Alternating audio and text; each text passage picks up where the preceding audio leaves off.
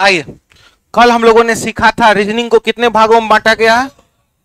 Reasoning का हिंदी होता है तर्क शक्ति। रीजनिंग का हिंदी, तर्क का मतलब आर्ग्यूमेंट और शक्ति का मतलब पावर। तो रीजनिंग एक ऐसा स्केलिंग इंस्ट्रूमेंट है जो मनुष्य के अंदर उसकी सोच, क्षमता और बिहेवियर को मापता है। तो कल हम लोगों ने सीखा था रीजनिंग को दो भागों में बांटा गया है। पहला को कहा जाता है वर्बल रीजनिंग और दूसरा को कहा जाता है नॉन वर्बल रीजनिंग। रीजनिंग को दो भागों में बांटा गया है, पहला वर्बल रीजनिंग और दूसरा नॉन वर्बल रीजनिंग। वर्बल का मतलब हम लोगों ने सीखा था भाषिक। वर्बल का मतलब, भाषिक का मतलब जिस क्वेश्चन में भाषा छिपा हुआ रहेगा, जिस क्वेश्चन में भाषा छिपा हुआ रहेगा उसे भाषिक कहते हैं, वर्बल रीजनिंग कहते हैं। जिसमें केवल और केवल फिगर रहेगा, चित्र रहेगा, उसे हम लोग नॉन वर्बल कहते हैं। नॉन वर्बल का मतलब नन लग गया मतलब अ मतलब गूंगा, जिसमें बोली ना हो, इसका मतलब है, समझिएगा। एक एग्जांपल आपको बताते हैं। वर्बल रीजनिंग को कहा जाता है मनुष्य का डॉक्टर। वर्बल रीजनिंग को क्या नाम दे दिए? मनुष्य का डॉक्टर। और नॉन वर्बल को नाम दे दिए जानवर का डॉक्टर। मनुष्य का डॉक्टर इसको इसलिए नाम दिए हैं क्योंकि मनुष्य को किसी भी प्रकार का बीमारी हो जाता है तो मनुष्य डॉक्टर के पास अपने बातों को बोलकर व्यक्त करता है कि देखिए ना डॉक्टर साहब, सिर में दर्द है, पेट में दर्द है, लवेरिया हो गया है, फलेरिया हो गया है। याद रखिएगा, दुनिया में सब कुछ का उपाय है। और आपको इतना चीज हम दावा कर रहे हैं कि जो क्लास में पढ़ाएंगे वो 100% रटवा देंगे, लेकिन उसके लिए दो चीज से बचकर रहना होगा। दो चीज घटना घटा तो सारा याद हुआ चीज आप भूल जाइएगा। कितना भी यहां जोर लगा लेंगे एड़ी से चोटी तक, याद नहीं रख पाइएगा। पहला, याददाश्त होना चाहिए। याददाश्त तबे जाएगा जब आप कहीं ना कहीं एक्सीडेंट हुआ, दिमाग कहीं ना कहीं कुछ हो गया, तबे पढ़ाया हुआ बात आप भूल सकते हैं। और दूसरा, आपको प्यार हो जाए। इसलिए कहा जाता है ना, प्यार करने से पहले अंजाम देख लो, और समझ ना आए तो गजनी तेरे नाम और मुस्कान के कहानी को देख लो। बात सही की गलत है? और याद रखिएगा, प्यार मोहब्बत करना होगा तो किताब से कीजिएगा। बेवफा भी बनाएगा तो मुकद्दर बना के छोड़ेगा ना, तो समझिएगा। वर्बल को बोले हैं मनुष्य, मनुष्य का डॉक्टर। क्या चीज का डॉक्टर? मनुष्य का डॉक्टर इसलिए बोले हैं क्योंकि मनुष्य अपने भाषा के द्वारा, अपने बोली के द्वारा डॉक्टर को बताता है कि सर सिर में दर्द है। भाषा के द्वारा बताता है, मतलब वर्बल रीजनिंग। जानवर का डॉक्टर नॉन वर्बल को इसलिए बोले हैं क्योंकि जानवर को किसी भी प्रकार का बीमारी हो जाए तो क्या जानवर बोलेगा?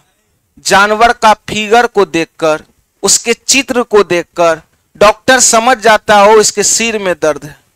3-4 बार कहरा रहा है, मतलब सिर में दर्द है। कपार पीट रहा है, पेट में दर्द है, मतलब चित्र को देख करके डॉक्टर समझ जाता है कि इसको किस प्रकार का बीमारी है। तो आप बोलिएगा रीजनिंग को कितने भागों में बांटा गया? पहला और दूसरा, पहला वर्बल रीजनिंग और दूसरा, अच्छा चित्र किस में रहेगा? इसमें नॉन वर्बल में चित्र, तो भाषा वर्बल में। क्या कोई दिक्कत? तो कल हम लोग चैप्टर स्टार्ट किए थे डाइस।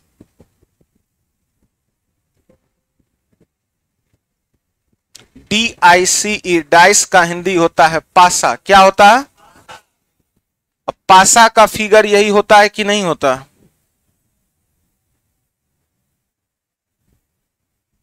होता है। तो याद रखिएगा, लूडो के सरफेस में टोटल 6 सतह होता है। कितनी सतह? 3 सतह सामने से दिखाई दे रहा है, 1, 2 और 1। 3 सतह सामने से दिखाई देता है और 3 सतह पीछे छिपा हुआ होता है। एक लूडो में टोटल 6 सतह होता है। 3 सतह सामने से दिखाई देता है और 3 सतह उसके पीछे छिपा हुआ होता है। इसलिए इसको 3 डायमेंशनल फिगर कहा गया है, क्योंकि 3 डायमेंशनल फिगर का नेचर होता है कुछ सतह सामने से दिखेगा तो कुछ सतह पीछे छिपा हुआ रहेगा। अरे लूडो गोटी नहीं देखे हैं जी, ऐसे ऐसे करते हैं गांव देहात में। वो तो देखिएगा कोरोना जब से लॉकडाउन आया है तो तब से आदमी ऑनलाइन खेलना शुरू कर दिया, नहीं तो उससे पहले क्या चलता था, ऑफलाइन सांप सीढ़ी। एक पेज खोलिएगा तो इधर लूडो गोटी, अगला पेज खोलते थे तो सांप और सीढ़ी मिलता था, और लूडो गोटी ऐसे लेते थे। लेकिन उसमें एगो चीज होता था, बेईमानी हो जाता था। बेईमानी इसलिए होता था कि बच्चा सबके साथ खेलते थे ना, अभी है मेरा गोटी एक के नंबर पर, उसको डायरेक्ट एक इधर कर दिए होम में पहुंचा देते थे, तो बच्चा भी ठगा जाता था। लेकिन अब ऑनलाइन में बच्चे ठग लेता है। तो डाइस एक 3 डायमेंशनल फिगर होता है, याद रखिएगा, जिसमें 3 सतह आप सामने से देख सकते हैं और 3 सतह पीछे छिपा हुआ होता है। टोटल 6 सतह होता है। ये सब याद रखने लायक नहीं है बात, ये सब समझने वाली बातें हैं। याद रखिएगा, इसमें एक टर्म आता है अपोजिट फेस। कौन सा फेस? इसका डिफिनेशन भी लिखाएंगे, लेकिन आप पहले समझिए। और एक आता है term same face. Same face opposite का हिंदी होता है उल्टा। अपोजिट का मतलब जो सतह पीछे छिपा हुआ है, जो सतह पीछे छिपा हुआ है उसे हम लोग अपोजिट फेस कहते हैं। जो सतह पीछे छिपा हुआ होता है, फॉर एग्जाम्पल आप यहां पर देख सकते हैं, ये मोबाइल है, ये मोबाइल का ये हो गया सेम फेस। आप यहां पर देख सकते हैं इसका अपोजिट पीछे आधार कार्ड लगाए हैं ना, तो इसका ये अपोजिट फेस हुआ कि नहीं हुआ? तो आप बोलिए अपोजिट फेस सामने से कि पीछे से? जो सतह पीछे छिपा होता है या जो सतह पीछे से दिखाई देता है उसे कौन सा फेस कहते हैं? और जो सतह सामने से दिखाई देता है उसे सेम फेस। अब समझिएगा, डाइस में हम लोग कल पढ़े थे कि एक पासा को 2 भागों में बांटा गया है। एक डाइस को 2 भागों में बांटा गया है। Dice has been divided into 2 parts. कल हम लोग इसका नोट्स भी लिखवाए थे हिंदी मीडियम, याद है? एक पासा को कितने भागों में बांटा गया है? पहला को कहा जाता है स्टैंडर्ड। स्टैंडर्ड डाइस का हिंदी क्या लिखवाए थे?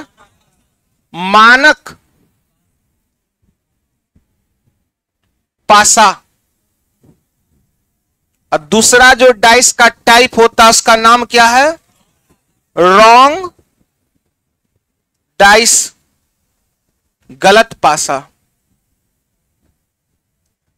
समझिएगा सभी बच्चा, समझिएगा। डाइस को 2 भागों में बांटा गया है। पहला जो टाइप होता है उसका नाम है स्टैंडर्ड डाइस। नहीं याद रहेगा तो गांव देहात की भाषा में बोलते हैं, स्टैंडर्ड गिरी नहीं चलतो हमारा सामना में। बोलते हैं कि नहीं बोलते हैं? तो स्टैंडर्ड डाइस कौन सा नाम है? कहा कि बिहारी बच्चा का इंग्लिश देखिएगा बड़ी जबरदस्त रहता है। बोलेंगे स्टैंडर्ड डाइस तो सबके सामने बकरा, लेकिन जब अकेला करके पूछेंगे डाइस कितने प्रकार के, कहेगा टन टन टन टन। एक बच्चा स्कूल में मास्टर साहब को बोला कि अय मास्टर साहब, इन नटूरे का मतलब क्या होता है? अब मास्टर साहब इंग्लिश का पूरा विद्वान थे। मास्टर साहब 10वां का बच्चा था, बोला सर ये नटूरे का मतलब क्या होता है?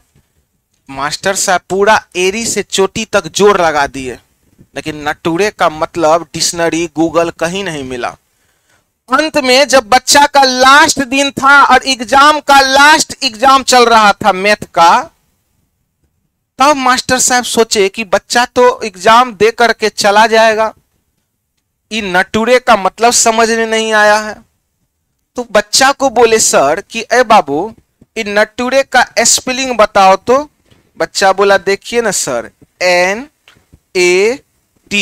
NATURE, नेचर को पढ़ रहा है नटूरे। मास्टर साहब बोले रुक, तो एडमिशन कैंसिल कर देते हैं, और लास्ट एग्जाम है तो फिर से जाके नम्मा में रजिस्ट्रेशन करवाओ। बच्चा बोलता है नहीं मास्टर साहब ऐसे मत कीजिए, मेरा फटूरे गड़बड़ा जाएगा। अब मास्टर साहब कहीं फटूरे क्या है? FUTURE, फ्यूचर को पढ़ रहा है फटूरे, नेचर को पढ़ रहा है नटूरे। तो आप स्टैंडर्ड को कुछ अलग नहीं पढ़ लीजिएगा। तो आप लोग बोलिएगा डाइस को कितने भागों में बांटा गया? पाला, पाला।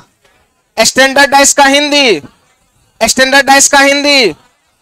अब थोड़ा सा पहले मानक पासा के बारे में जानकारी ले लेते हैं, तब किसका जानकारी लेंगे?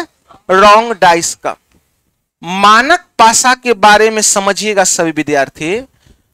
सबसे पहली बात, जो बच्चे डाइस पढ़ते हैं उनके मन में क्वेश्चन अराइज होता है कि ऐ सर ये डाइस में पूछता क्या है? याद रखिएगा डाइस में कहेगा अपोजिट। क्या पूछेगा? फॉर एग्जाम्पल आपको एग्जाम में डाइस दे देगा,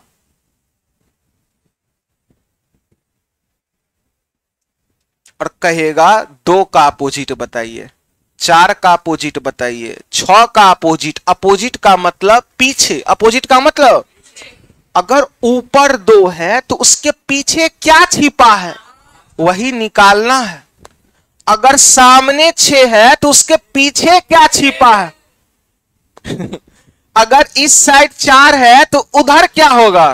तो कल हम लोगों ने सीखा था कि याद रखिएगा स्टैंडर्ड डाइस का नेचर होता है, स्टैंडर्ड डाइस का नेचर होता है कि स्टैंडर्ड डाइस में 2 विपरीत सतह, कौन सा सतह?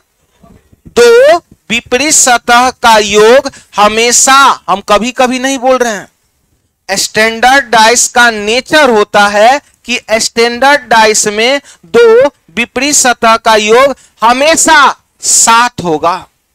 आप जा करके एक बार लूडो गोटी, आज भी भूल गए, लूडो गोटी एक बार आप जा करके एक बार देखिएगा कि 2 विपरीत सतह का योग 7 है कि नहीं है। आप देखिएगा ऊपर 1 है तो 1 में कितना जोड़ेंगे? 7, 6। 1 में कितना जोड़ेंगे? 7, 6, कितना? तो 1 का विपरीत 6। 2 है बाएं साइड तो बाएं का उल्टा दाएं होगा, तो 2 का विपरीत 5, 2 और 5 बराबर 7। यदि आगे 3 है तो पीछे 4 होगा, 3 और 4 बराबर 7। याद रखिएगा दुनिया का कहीं का पासा आप देख लीजिएगा, चाहे वो बिहार का हो, यूपी का हो, झारखंड का हो, कहीं अदर कंट्री का हो, यूरोप का हो, अफ्रीका का, जहां का भी डाइस अगर आप उल्टा लीजिएगा उसमें 2 विपरीत सतह का योग कभी कभी नहीं हमेशा कितना होगा? 7 होगा। स्टैंडर्ड डाइस का प्रवृत्ति होता है अगर 2 का विपरीत पूछ दिया तो 2 में कितना जोड़ेंगे? 7। 2 का विपरीत में क्या छिपा है? 5। 4 में कितना जोड़ेंगे? 7। कितना? बोलिए ना जी, ये सब सिखाना पड़ेगा। तो 4 और 3 बराबर 6 का अपोजिट, 6 का अपोजिट, तो 6 का अपोजिट 1। तो याद रखिएगा स्टैंडर्ड डाइस में 2 विपरीत सतह का योग हमेशा 7 होता है। सो कह रहे हैं जी अब ये हार मान गया है। काहे मान रहे हैं हार? कैसे मिलेगा थार? बनाइए अपनी हुनर तभी मिलेगा दहेज में फॉर्चूनर। अब ये सूत रहा है, अभी तो शुरुआते नहीं हुआ है डाइस। बताइए इतना बोरिंग पढ़ा रहे हैं जो नींद आ जाएगा।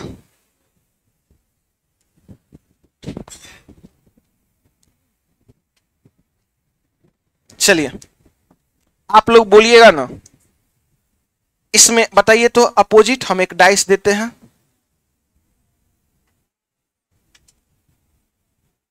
चलिए 1 का अपोजिट, 3 का अपोजिट, 4 और 3 बराबर, 1 और 6 बराबर, 5 का विपरीत। तो क्या किसी को कोई डाउट है? तो आप डिफिनेशन लिखिएगा स्टैंडर्डाइज दे करके, स्टैंडर्डाइज दे करके डिफिनेशन लिखिएगा, स्टैंडर्डाइज का डिफिनेशन लिखिएगा, लिखिएगा डिफिनेशन। स्टैंडर्डाइज का हिंदी लिखिएगा मानक पासा, स्टैंडर्डाइज का हिंदी लिखिएगा मानक पासा। कॉपी एकदम सुंदर होना चाहिए, जो खुद का लिखावट आपको समझ में आए।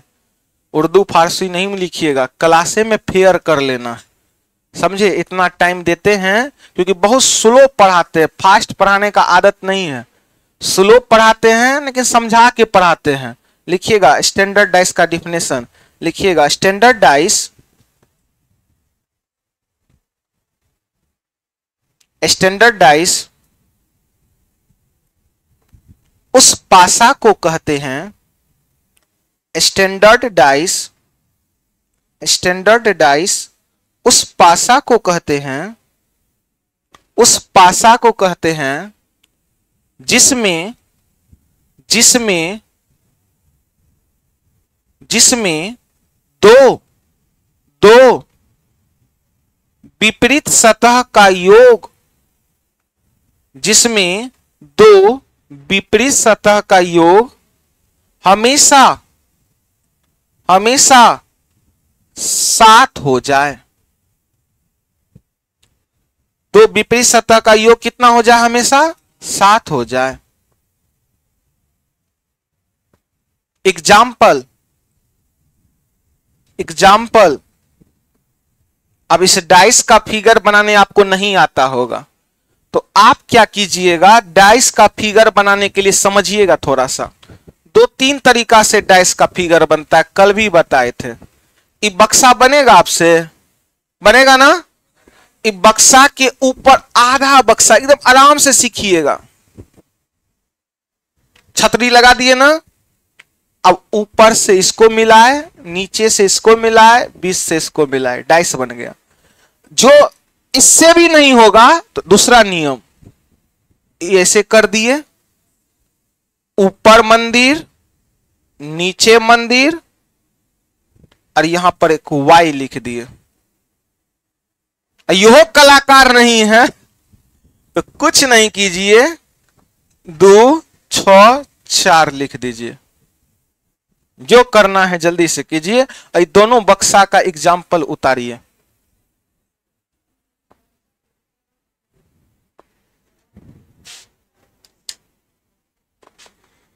राइटिंग समझ में आ रहा है ना जी?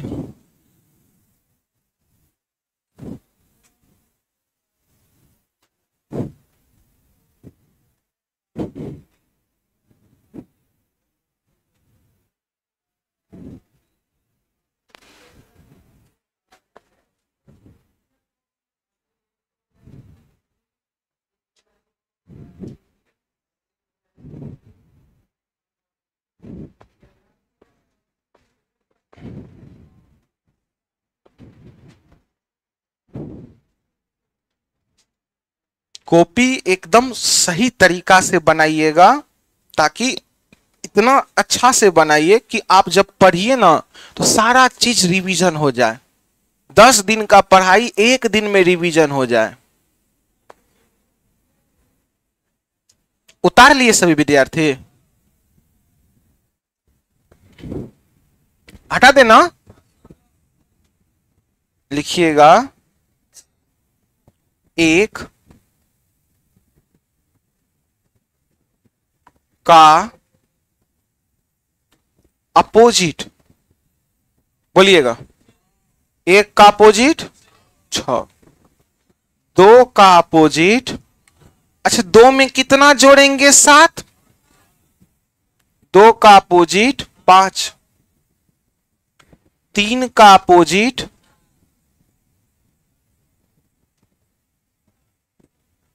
4। तो यही रिपीट हो गया। 1 का अपोजिट तो 6 का अपोजिट, 2 का अपोजिट तो 5 का अपोजिट, 3 का अपोजिट तो 4 का अपोजिट। ऐसा क्यों? क्योंकि x प्लस y दोनों का योग कितना हो रहा है? 7 हो रहा। तो विपरीत सतह का योग x प्लस वाई बराबर 7। याद रखने के लिए उतार लीजिए। कभी भी पूछ दे स्टैंडर्ड डाइस में, 1 का विपरीत 6, 2 का विपरीत 5, 7 पूरा करना है। 7 भूल गए तो याद रखिएगा, भूलना नहीं है।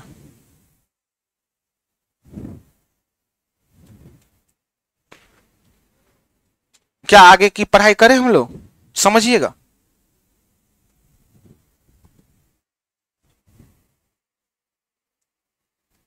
हटा देना। अब इस मानक पासा से केवल 5% क्वेश्चन ही एग्जाम में पूछता है। कितना परसेंट? इससे ज्यादा क्वेश्चन एग्जाम में पूछता, याद रखिएगा, 95% क्वेश्चन रहेगा रॉन्ग डाइस से। केवल 5% क्वेश्चन ही रहता है किस डाइस से? स्टैंडर्ड डाइस से। और समझिएगा, एक क्वेश्चन हम आपको देते हैं स्टैंडर्ड डाइस का।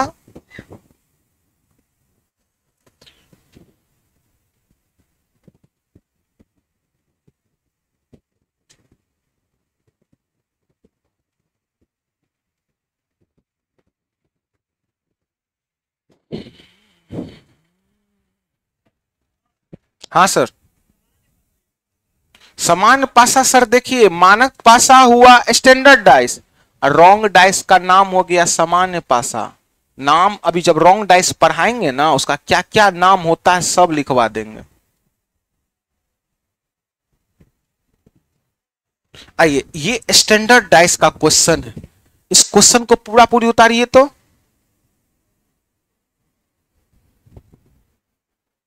इस क्वेश्चन को पूरा पूरी उतारिए तो सभी विद्यार्थी।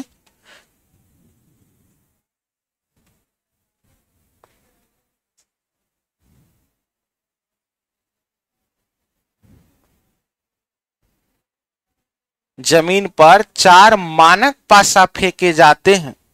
इन 4 पासाओं के ऊपरी सतह पर कुल योग 13 है, क्योंकि ऊपरी सतह ने क्रमशः 4, 3, 1 और 5 दिखाए हैं। तो जमीन को छूने वाले कुल सतहों पर संख्या का योग क्या होगा?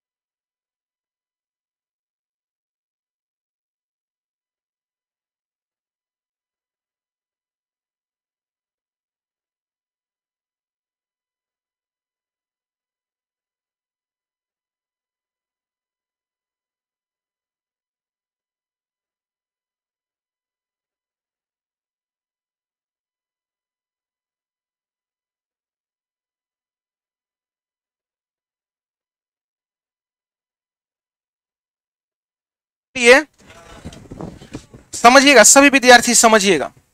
जमीन पर 4 मानक पासा, मानक पासा का इंग्लिश होता है स्टैंडर्ड डाइस, और स्टैंडर्ड डाइस में 2 विपरीत सतह का योग कितना होता है? 7 होता है। स्टैंडर्ड डाइस में 2 विपरीत सतह का योग कितना होता है? 7 होता है। कहा जमीन पर 4 गो मानक पासा फेंके गए हैं। कै गो मानक पासा? 1,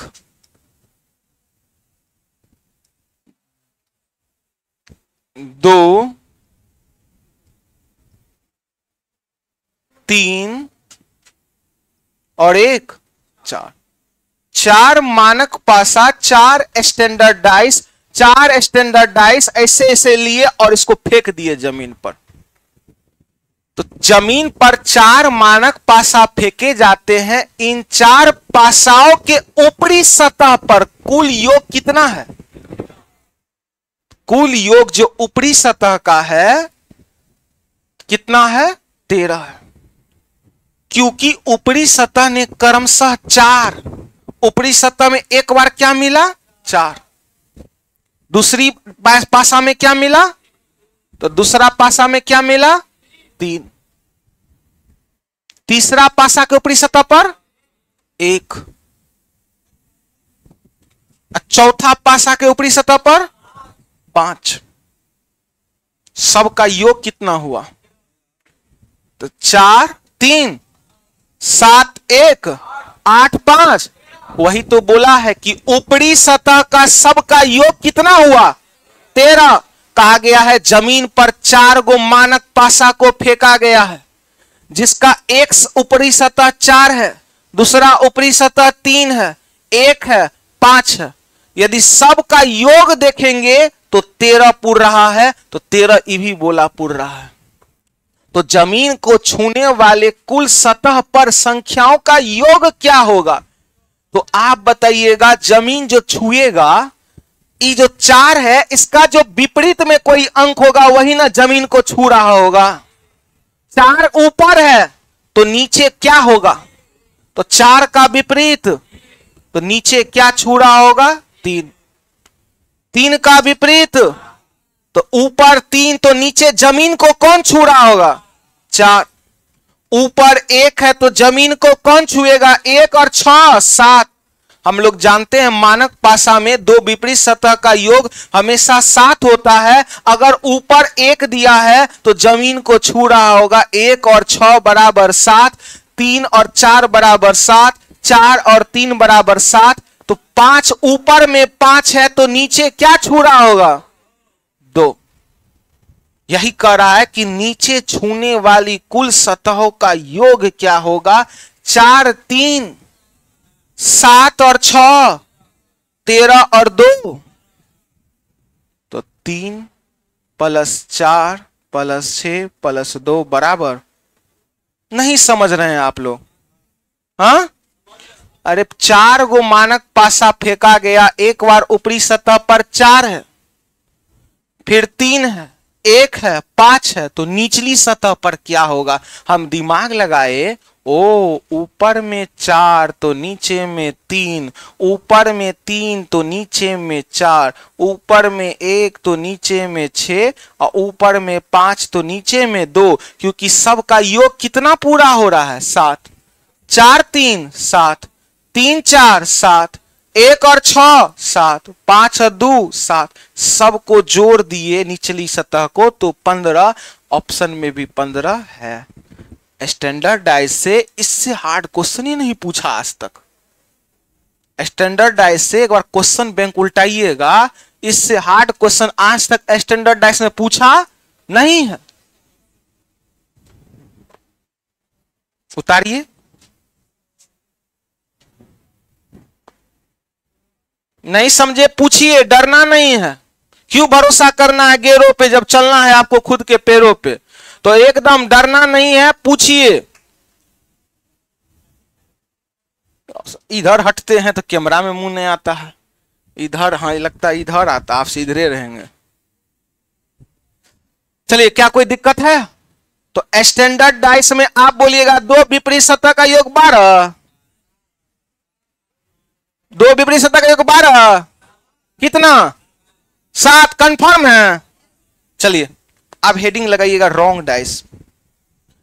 स्टैंडर्ड डाइस को और बेहतर रूप से सीखना है तो क्या सीखेंगे? पहले रॉन्ग डाइस। जब रॉन्ग डाइस से मुलाकात होगा तो स्टैंडर्ड डाइस पे पकड़ और अपने आप बन जाएगा आपका। तो आइए हेडिंग लगाइएगा रॉन्ग डाइस।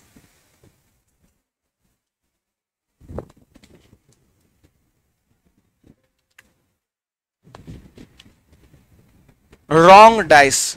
डाइस का दूसरा पार्ट कौन है? रॉन्ग डाइस का 2 और 3 नाम और है, लेकिन नाम किसी का याद नहीं रखना है। हम केवल लिखेंगे सबका नाम, आप मत लिखिएगा। रॉन्ग डाइस बोलिए, ऑर्डिनरी डाइस बोलिए। एक बच्चा बोला सर सामान्य पासा, सामान्य मतलब ऑर्डिनरी डाइस, ऑर्डिनरी बोलिए या नॉन स्टैंडर्ड बोलिए या जनरल डाइस बोलिए। इस सब एक के नाम है। एग्जाम में सर नाम कभी नहीं पूछता है, कॉन्सेप्ट पूछता है। नाम सब अपने मन से रखा है इस धरती पे। कोई टीचर बोल देते हैं रॉन्ग डाइस, कोई बोलते हैं फेक डाइस, कोई बोलते हैं कोचिंग में ऑर्डिनरी डाइस, कोई बोलते हैं नॉन स्टैंडर्ड डाइस, कोई टीचर बोलते हैं जनरल डाइस। बस पहचानना है उसके अथी को, करेक्टर को। एग्जाम में कैसे हमको समझ में आएगा, यही डाइस अलग वाला पासा है ना, समझे? हमको करेक्टर को समझना है कि है क्या ये रॉन्ग डाइस। तो आप बोलिएगा रॉन्ग डाइस का कई गो नाम है?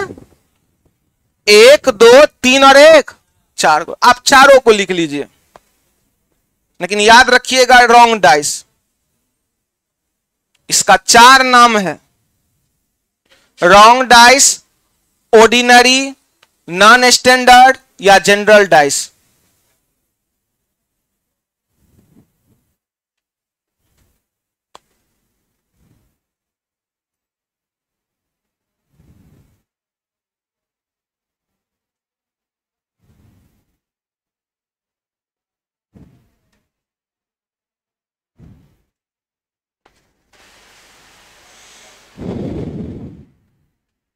क्या ऑनलाइन हो गया है, लेकिन ऐप जो है ना, ऐप कल तक में वेरिफिकेशन हो जाएगा, ठीक ना? तो ये जो रिकॉर्ड हो रहा है इसको ऐप पे डाल दिया जाएगा। इसके बाद जो मंडे से क्लास चलेगा वो लाइव चलेगा। हाँ, रजिस्टर नहीं हो रहा है ऐप में, थोड़ा सा वेरिफिकेशन होना उसमें बाकी है। मंडे से जो क्लास चलेगा वो आपका लाइव चलेगा और 2 साल का वैलिडिटी रहेगा। जो आप पढ़ लिए हैं रूम पे जा करके एकदम उसको बढ़िया से देखते रहिएगा। पढ़ना ऐसा है, याद रखिएगा कि दोबारा ना रीजनिंग पढ़ना पड़े, ना मैथ पढ़ना पड़े और ना जीके जीएस पढ़ना पड़े। याद रखिएगा विद्यार्थी जीवन में विद्यार्थी 2 प्रकार के होते हैं। पहला विद्यार्थी ऐसे होते हैं जो क्लास में जो पढ़ते हैं ना वो रूम पर जाकर रिवीजन कर लेते हैं और उसको एक एक पॉइंट याद होता है। और दूसरा विद्यार्थी इस प्रकार के होते हैं जो पढ़ाई के समय में सेंट मार रहे हैं और आने वाले समय में किसी के घर में पेंट मार रहे हैं। समझ रहे हैं ना? इसलिए कहते हैं पढ़ाई के समय सेंट मत मारिए, नहीं तो आने वाले समय में किसी के घर में हो सकता है पेंट मारना पड़ सकता है। और समझिएगा विद्यार्थी जीवन में जैसे कोई टीचर पढ़ा रहे हैं उसको तुरंत जाकर के रूम में 10 मिनट लगेगा। एक समय ऐसा आएगा जो रिवीजन भी नहीं करना पड़ता है, उस चीज का हमको अनुभव है। लेकिन अगर आप जा करके रूम पे नहीं देखिएगा तो बार बार चीजों को भूल जाइएगा और एक समय ऐसा लोड हो जाएगा फिर आप कहीं कहिएगा हो आज छोड़ देते हैं, कल छोड़ देते हैं। आप करने क्या आए हैं पटना? आप केवल अपने आप में एक क्वेश्चन पूछिए कि क्या आज हम 10-11 तारीख को कुछ सीख करके आए हैं क्या? अगर आप कुछ सीखे हैं, आपका पटना में रहना सही है। अब पटना में रह करके बहुत सारे विद्यार्थी को देखते हैं वो कुछ कहीं जा ही नहीं रहा है पढ़ने के लिए, रूम पर बैठल रहता है, खाली कहेगा कभी यूट्यूब पे ही क्लास, कभी क्लास, कोई एक लय ही नहीं बना हुआ है। सिलेबस का मतलब होता है A to Z, जानकारी आपके पास होना चाहिए। डाइस है तो डाइस में दुनिया के से कहीं क्वेश्चन पूछ दे, क्वेश्चन आपसे बनना चाहिए। और जब पढ़ाते हैं तो यही प्रयास होता है, एक कंप्लीट सिलेबस पढ़ा दे, इसके बाद जहां से बच्चा को पूछे बच्चा वहां से सॉल्व कर दे। बहुत सारे बच्चे ऐसे हैं रीजनिंग में जो एग्जाम में टोटल लाते हैं।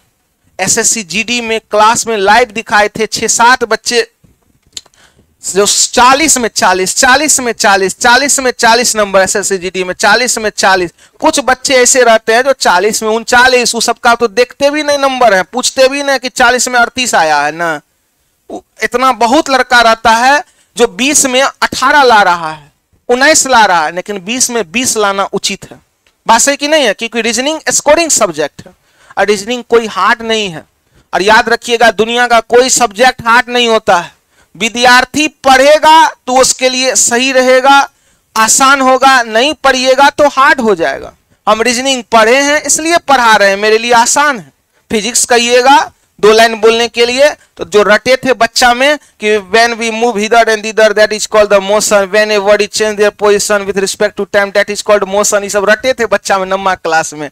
Anybody in the world or universe would not change its state till any tap of the unbalanced force is exerted by the body, सब रटे थे बच्चा में, लेकिन हम पढ़ा नहीं सकते हैं क्योंकि उसके ऊपर ज्यादा पकड़ मेरे पास नहीं है।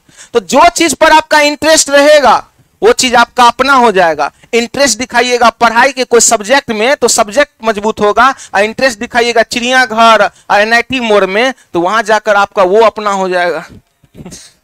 तो इसलिए पढ़ाई पर फोकस करना है। तो आइए हल्ला नहीं कीजिए। स्टैंडर्ड डाइस हम लोग सीखे हैं कि स्टैंडर्ड डाइस में 2 विपरीत सतह, कौन सा सतह? 2 विपरीत सतह का योग हमेशा कितना होता है? 7 होता है। लेकिन इस स्टैंडर्ड डाइस को समझिएगा, स्टैंडर्ड डाइस में 2 विपरीत सतह का योग हमेशा 7 होता है। लेकिन रॉन्ग डाइस, इसका नाम रॉन्ग इसलिए रख दिया, गलत पासा, क्योंकि डाइस अपना एक रूल कहता है कि एक पासा में 2 विपरीत सतह का योग हमेशा 7 होना चाहिए। एक पासा में 2 विपरीत सतह का योग हमेशा 7 होना चाहिए। यह डाइस का रूल है। इसका नाम गलत पासा, wrong dice, fake dice, ordinary dice इसलिए इसका नाम रख दिया गया क्योंकि ये डाइस के रूल को ब्रेक कर दिया, ये डाइस के रूल को फॉलो नहीं किया। स्टैंडर्ड डाइस बोलता है कि 2 विपरीत सतह का योग 7 होना चाहिए। कौन से सतह? कौन से सतह? विपरीत सतह का योग कितना? अगर यहां पर 5 है उसके पीछे ही 2 होना चाहिए। होना चाहिए कि नहीं होना चाहिए?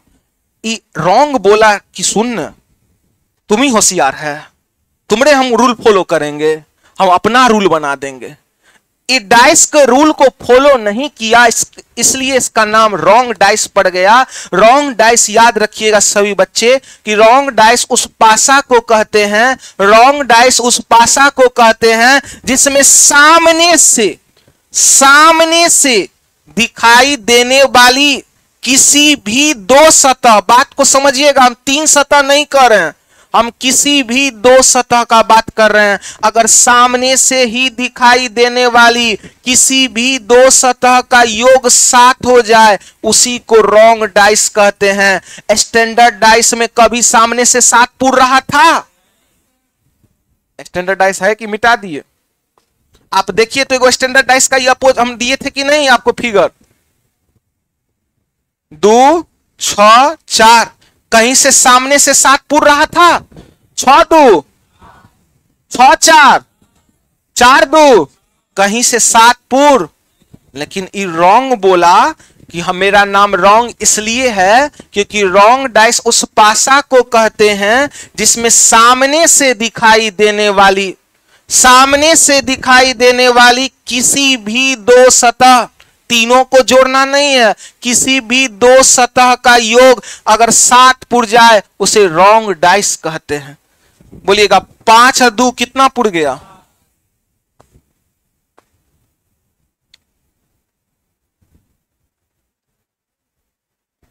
1 और 6 सामने से कई सतह? 2 सतह का योग कितना पुर गया? कोई भी दो सतह, कोई भी दो सतह, ये अगर 7 पुर जाए, कहीं कहीं से 7 पुर जाए, रॉन्ग डाइस हो जाएगा। एक एग्जांपल इधर लेते हैं, आप बोलिएगा ये रॉन्ग डाइस है कि स्टैंडर्ड डाइस? रॉन्ग डाइस की स्टैंडर्ड डाइस? कैसे पता चला रॉन्ग डाइस है? 5 और 2 सामने से दिखाई देने वाली किसी भी दो सतह का योग 7 पुर जाना कौन सा डाइस कहलाता है? अर्थात ये कौन सा डाइस है? Wrong, WRONG, wrong dice. 5 2 7 पूरा, ये कौन सा डाइस है? Wrong dice. इसलिए इसका नाम क्या पड़ गया? या ऑर्डिनरी डाइस। नॉन स्टैंडर्ड, ये स्टैंडर्ड का रूल फॉलो, ये जनरल हो गया एकदम, या फेक मतलब गलत पासा। 6 और 1 7, तो ये कौन सा डाइस हो गया? तो आप लोग एक बार फिर से शुरुआत कीजिएगा। डाइस को कितने भागों में बांटा गया? पहला स्टैंडर्ड डाइस, दूसरा स्टैंडर्ड डाइस में सामने से कि विपरीत? स्टैंडर्ड डाइस में दो विपरीत सतह का योग कितना होता है? दो विपरीत सतह का योग, एक का विपरीत, 2 का विपरीत, 3 का विपरीत।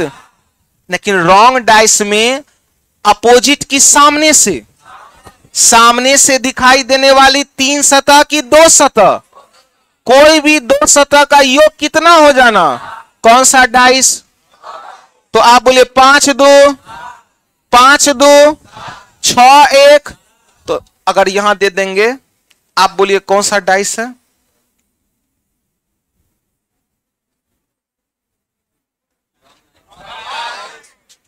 चार 3 सामने से कई सतह, कोई भी 2 सतह चलेगा कि नहीं चलेगा? कितना पुर जाए? तो लिखिएगा रॉन्ग डाइस का डिफिनेशन।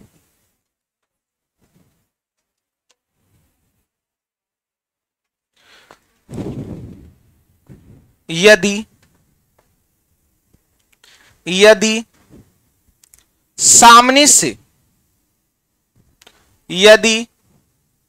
सामने से दिखाई देने वाली, यदि सामने से दिखाई देने वाली किसी भी दो सतह का योग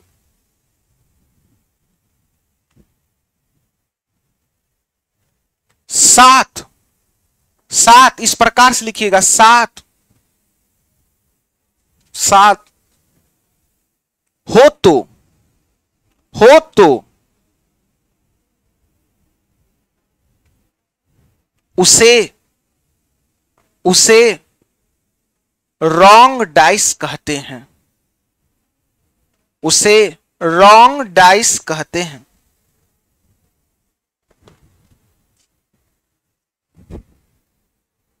क्या कोई दिक्कत है? कोई डाउट है? पूछिए, किसी विद्यार्थी के पास क्या कोई डाउट है? छोटकू डाउट है? पूछिए, डरना नहीं है। चलिए, अब हम आपके पास 4 डाइस देंगे। क्या डाइस देंगे? इस 4 डाइस में से आपको पहचानना है कि निम्नलिखित में से कौन सा पासा स्टैंडर्ड डाइस है। क्या पहचानना है? स्टैंडर्ड डाइस को पहचानना है। एग्जाम्पल लिख लीजिएगा तो सभी विद्यार्थी, और लिख दीजिएगा यहां घेर करके 2 और 5 7 रॉन्ग डाइस, 6 1 बराबर 7 रॉन्ग डाइस। सबका एक एक 2 गो कम से कम बक्सा का एग्जाम्पल लिखिए, ताकि आपको समझ में आएगा कि सामने से कितना पुर रहा है, 7।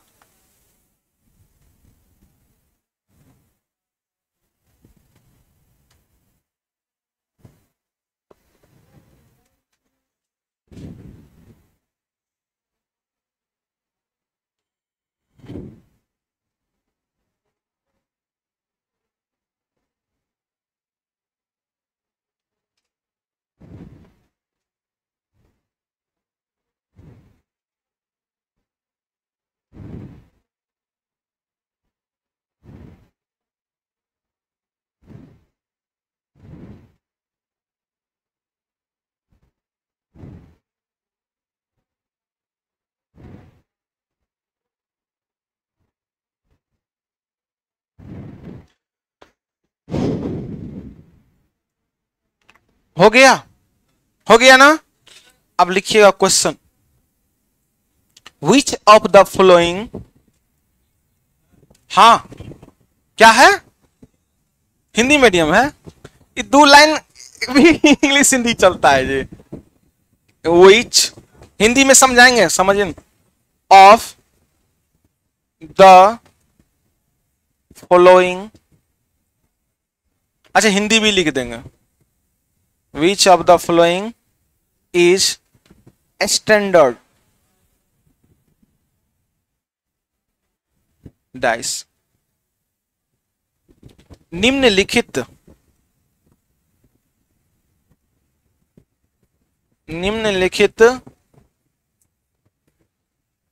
में से कौन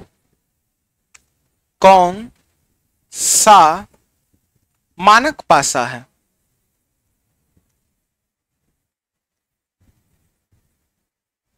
मानक पासा है,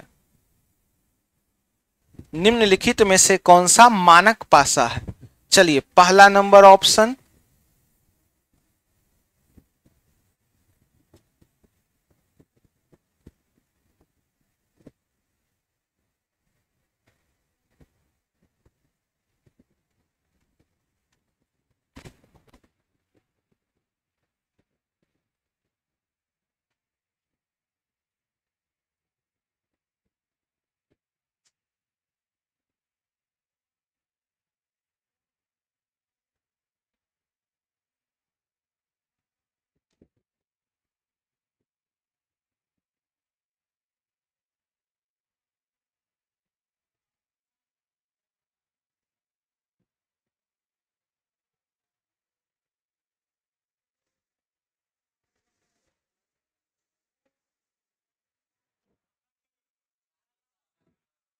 निम्नलिखित में से कौन सा मानक पासा है, स्टैंडर्ड डाइस है, पहचानिए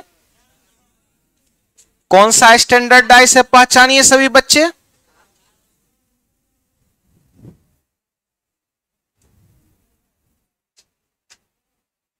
which of the following is standard dice, निम्नलिखित में से कौन सा मानक पासा है।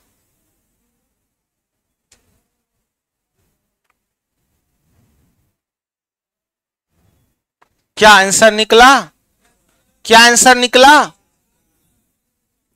तो आप लोग बोलिएगा सभी विद्यार्थी, यदि सामने से 7 पुर जाए तो कौन सा डाइस, यदि सामने, एकदम छापना बंद कीजिए, पहले सीख लीजिए तब फिर छापने का मौका देंगे। सामने से यदि किसी भी 2 संख्या का योग 7 पुर जाए कौन सा डाइस, 4 3 कितना पुर गया, तो कौन सा डाइस हो गया, रॉन्ग डाइस। तो सामने से 7 पुर गया तो कौन सा डाइस, इस सामने से 7 पुर रहा है, सामने से 7 पुर रहा है, सामने से दिखाई देने वाली किसी भी 2 सतह का योग, किसी भी 2 सतह का योग 7 हो जाना रॉन्ग डाइस कहलाता है। 6 और 1 कितना पुर गया, तो कौन सा डाइस हो गया, रॉन्ग डाइस। लेकिन हमको बोला क्या निकालने के लिए, स्टैंडर्ड डाइस। क्या ऑप्शन नंबर 3 रॉन्ग है कि स्टैंडर्ड। सामने से कै गो सतह का योग 7 पुर गया, 5 और 2 बराबर, तो ये कौन सा डाइस हो गया, रॉन्ग डाइस। आप बताइएगा, कहीं से 7 पुर रहा है, कहीं से 2 सतह का योग 7 पुर रहा है, 3 और 1, 3 और 1, 1 और 5, 6 7 नहीं पूरा, 5 और 3 कहीं से 7 पुर, इसका मतलब ये कौन सा डाइस हो गया, स्टैंडर्ड। मानक पासा। क्या विद्यार्थी आपको डाउट है किसी प्रकार का,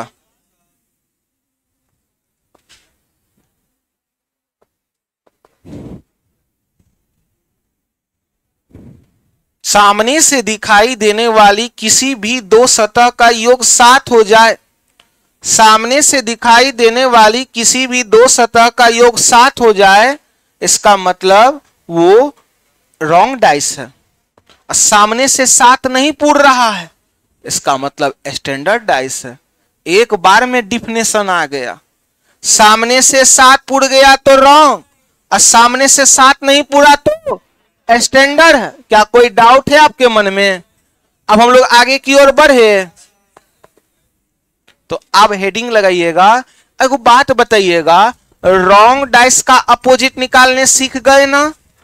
1 का विपरीत 6, 2 का विपरीत 5, 4 का विपरीत 3। तो रॉन्ग डाइस में अपोजिट निकालने का कोई तरीका होता? दो संख्याओं का योग कितना पूरा करना?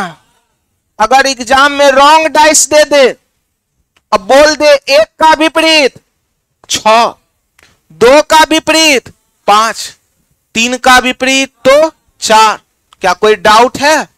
अभी खूब रटाएगा, इतना रटाएगा कि समझिए ना कि ऑफरे में टॉपर का निर्माण हो जाएगा। अब हम लोग सीखेंगे, समझिएगा सभी विद्यार्थी,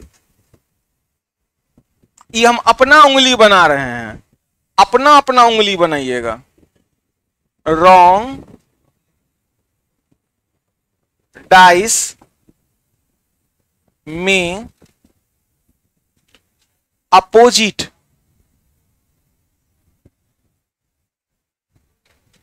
निकालने